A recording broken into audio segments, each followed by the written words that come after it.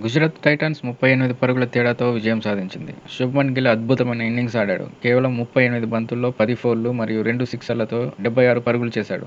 Jos Buttler 37 బంతుల్లో 3 ఫోర్లు మరియు 4 సిక్సర్లతో వేగవంతమైన 64 పరుగులు జోడించాడు. సాయి సుదర్శన్ కేవలం 23 బంతుల్లో 9 బౌండరీలతో 48 పరుగులు చేసి మంచి ప్రారంభాన్ని అందించాడు. గుజరాత్ టైటాన్స్ అహ్మదాబాద్లోని నరేంద్ర మోడీ స్టేడియంలో తమ 20 ఓవర్లలో 6 వికెట్ల నష్టానికి 224 పరుగులు చేసింది. అభిషేక్ శర్మ తన దూకుడును కొనసాగిస్తూ 25 బంతుల్లో 2 ఫోర్లు మరియు 3 సిక్సర్లతో 42 పరుగులు చేశాడు. ట్రావిస్ హెడ్ దూకుడుగా ప్రారంభించి 16 బంతుల్లో 4 ఫోర్లతో 20 పరుగులు చేసి క్యాచౌట్ అయ్యాడు. సన్ రైజర్స్ హైదరాబాద్ మంచి ప్రారంభం లభించినప్పటికీ అవసరమైన రన్ రేట్ను అందుకోలేకపోయింది. చివరికి 20 ఓవర్లలో 6 వికెట్ల నష్టానికి 186 పరుగులు చేయగలిగింది. జయదేవ్ ఉనద్గట్ ఎస్ఆర్హెచ్ బౌలర్లో అత్యంత విజయవంతమైన బౌలర్. 35 పరుగులకు 3 వికెట్లు తీశాడు.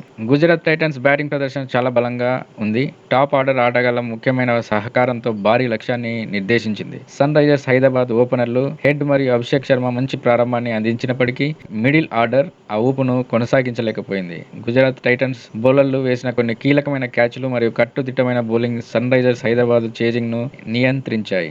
జీటీ మెయిన్ బౌలర్స్ అందరినీ వరుసగా ప్రయోగించింది. లాస్ట్ ఓవర్స్ లో మంచి బౌలర్స్ లేరు. అది గమనించిన ఎస్ఆర్హెచ్ రన్ రేటు పెరుగుతుందని ప్రెజర్ లో అవుట్ అయ్యారు.